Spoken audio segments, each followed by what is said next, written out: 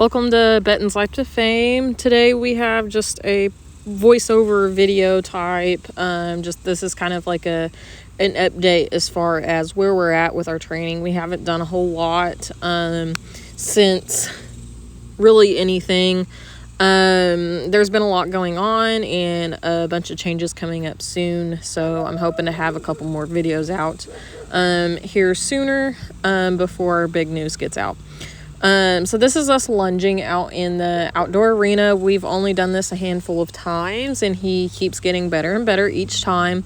This video is choppy and just kind of messed up because my Pivo wasn't working, so we kept coming in and out of screen. So I tried to actually cut it down too as well, so that way y'all aren't watching a big long strung out video with just a voiceover of just your basic lunging pretty much. So we've kind of gone over how I teach lunging. So this is just how far we've gotten. We really need to work on he pulls on me, and so that's something that we're trying to work on. And not only that, but when I ask him to go faster, that he kind of stays in control of his body. Those are the two biggest things that I am really looking to work on. There was something else as well that I had mentioned to myself during this video that I wanted to work on, and I already forgot. His turning. I would like his turns to be a bit snappier. Round pinning. In the round pin, his turns have gotten snappier, but on the lunge line, not quite so much. So that's also something I'd like to work on. But I'm also that person that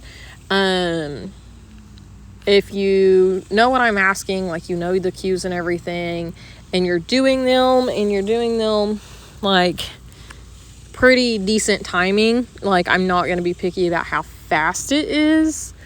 Just because I'm not the type of person that lunges a whole lot, if that makes sense. But anyway, this is kind of how we have been doing. This is only like the second or third time that he has been loping on the lunge line outside of the indoor arena.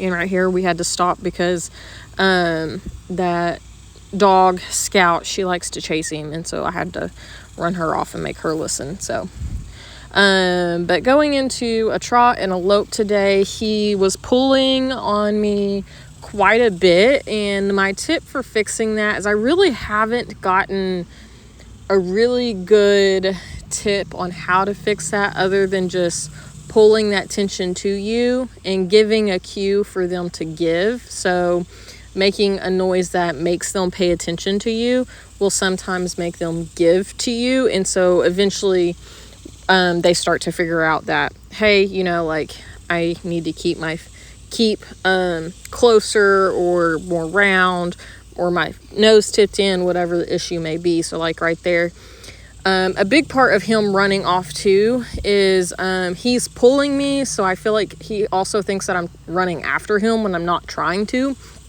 But he does not pick up his leads very well yet either, so that is a big thing. So when he picks up the wrong lead, he starts to veer off to the outside of the circle, and so that's also a big problem, which also makes him pull me towards him, and then in return makes him feel like I'm chasing him. So it's kind of a recipe for disaster. Today's session wasn't the best, but we got it down, and this is kind of like how we are right now. I'm going to start round pinning him at least every other day, and hopefully we'll get better and better. But he does really well other than not picking up his correct lead, and he's kind of giving his face a little bit better towards the end of the session than he was at the beginning of the session. So that is a plus. I'm hoping to get a couple rides on him bareback before winter hits, and then continue to work on this. And then when winter comes,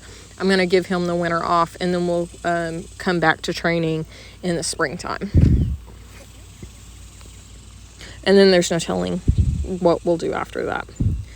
So right there you can tell and I'm not super picky, especially when he's learning. If he is in the wrong lead, I will let him bump back down to a trot, and then I will ask him to pick that lead up again, because in my opinion, I've always had luck with horses. Once they get into the correct lead, they start to figure out what feels better.